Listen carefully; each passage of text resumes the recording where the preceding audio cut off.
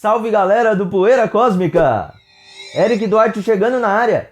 E hoje vamos falar de um clássico do cinema de terror que consolidou o subgênero slasher. Eu tô falando de Halloween!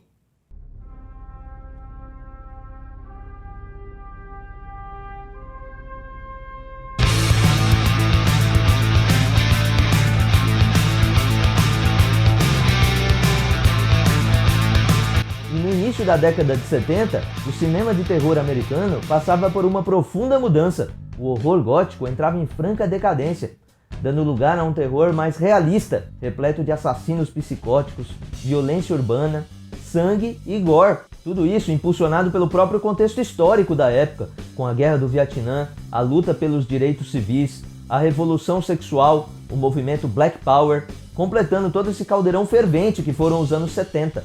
Filmes como Aniversário Macabro, de 1972, O Massacre da Serra Elétrica, de 74, e A Noite do Terror, desse mesmo ano, são um perfeito exemplo dessa nova forma de abordagem, muito influenciados também pelo clássico Psicose, de Alfred Hitchcock, de 1960, além do Giallo, o suspense sangrento italiano, e diretores como Mario Bava e Dario Argento, lapidando esse subgênero que ficaria conhecido como slasher.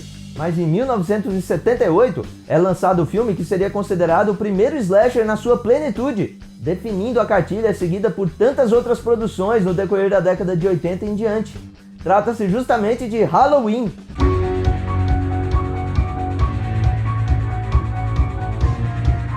Tudo começa com o produtor Irving Ablans, que tinha uma ideia inicial de filmar Babás em Perigo no feriado do Dia das Bruxas, contratando então o ainda iniciante John Carpenter, de apenas 29 anos, ao lado de sua colaboradora Deborah Hill, para desenvolver esse roteiro, já que Carpenter tinha lançado no ano de 76 o filme Assalto à 13ª DP, com certo reconhecimento, recebendo então total liberdade criativa para escrever e dirigir o filme.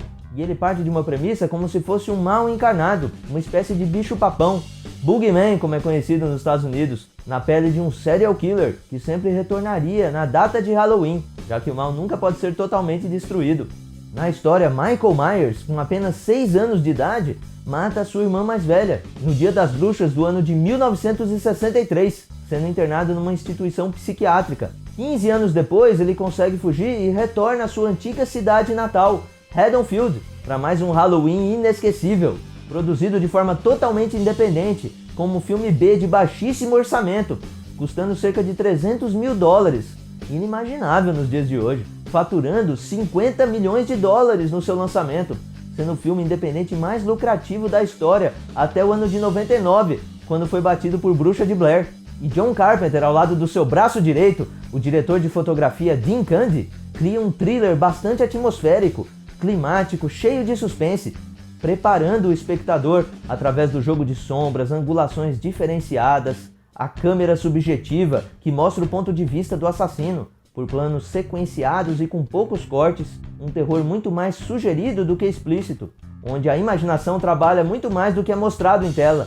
A brilhante fusão entre o realismo de uma pequena cidade do interior aliado a algo sobrenatural, além da definição de todos os clichês do gênero, um assassino mascarado com características sobrenaturais, o uso de armas brancas, a exploração do corpo feminino, vários tipos de mortes diferentes, a contagem de corpos, a questão moralista onde geralmente os jovens rebeldes são as vítimas, sobrando a garota pura no final, mesmo que segundo o próprio diretor, isso não tenha sido feito de forma intencional. Destaque para a figura marcante de Michael Myers, que a gente pode chamar de serial killer primordial, influenciando todos os outros, Jason, Freddy Krueger, sendo frio, calculista, não demonstrando nenhum tipo de sentimento, como se fosse uma força da natureza, uma serpente pronta para dar o bote, graças especialmente à sua máscara, criada pelo designer Tommy Lee Wallace, que mais tarde também se tornaria cineasta, feita a partir do rosto do ator William Shatner, o Capitão Kirk de Jornada nas Estrelas,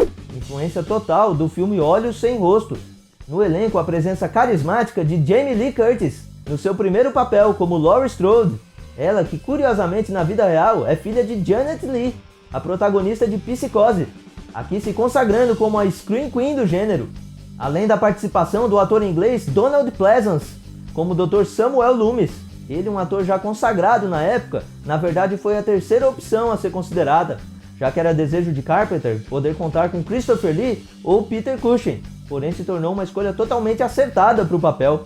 E outro ponto fundamental para o sucesso do filme é sem dúvida sua excepcional trilha sonora, composta pelo próprio John Carpenter, que devido ao baixo orçamento dos seus filmes, não tinha condição de contratar uma orquestra completa como era comum na época. E ele, sendo filho de músico, aprendeu muito com o pai sobre o ofício, utilizando melodias minimalistas como se fossem riffs, através dos seus famigerados sintetizadores, pequenos temas que grudam na mente, especificamente nesse caso, onde ele utiliza um compasso 5x4, bem incomum na música popular, caracterizada pelo tradicional 4x4, 4 tempos por compasso, e dita todo o clima do filme, que não seria o mesmo sem essa trilha.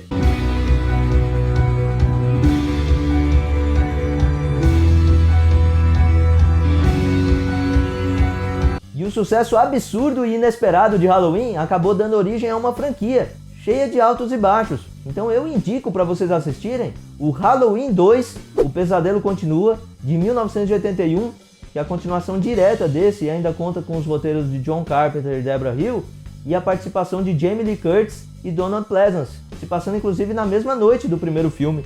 O H20, 20 anos depois do original, de 1998, dirigido por Steve Miner, contando com o retorno de Jamie Lee Curtis na retomada do gênero nos anos 90, e o último Halloween, de 2018, dirigido por David Gordon Green, que ignora toda a franquia, sendo uma continuação direta do original, mostrando que de 20 em 20 anos você tem um bom filme de Halloween. Dica de utilidade pública: fuja dos filmes dirigidos pelo Rob Zombie de 2007 e 2009, como O Diabo Foge da Cruz. Estão entre as piores coisas já feitas na história do cinema. Eu diria que o Rob Zombie é uma espécie de Michael Bay do terror. Halloween 6 e A Ressurreição também são bem fracos. E para finalizar, apresentar aqui para vocês essa edição sensacional de Halloween, pela Obras Primas do Cinema. Uma edição numerada, como vocês podem ver, limitada em 2.000 unidades, sendo que essa é a número 560. E talvez seja o maior lançamento do mercado de home video nacional do ano de 2020. Lindo box digipack, uma luva ultra reforçada, contendo 2 discos Blu-ray 50 GB. Belas fotos das filmagens nesse digipack. O primeiro com o clássico original de 78, Halloween, A Noite do Terror. Aqui o segundo disco com a continuação, Halloween, O Pesadelo Continua, de 1981.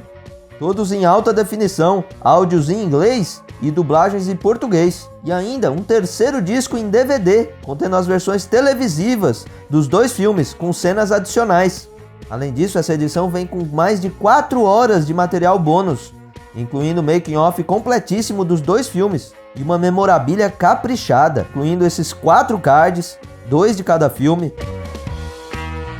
Material bem robusto, papel cartão bem firme. Esse livreto bem completo de 30 páginas, com inúmeros detalhes da produção, fotos, bastidores, curiosidades. Também de um material excelente. E para fechar com chave de ouro, 2 super pôsteres. Esse do primeiro filme. E não é um papel fininho não, uma ótima gramatura. E ainda por cima com verniz aplicado em toda a ilustração. Com sinceridade, pessoal, foram os melhores pôsteres que eu já vi saindo aqui no mercado brasileiro. Isso sim é digno de uma moldura. O do segundo filme não fica atrás não.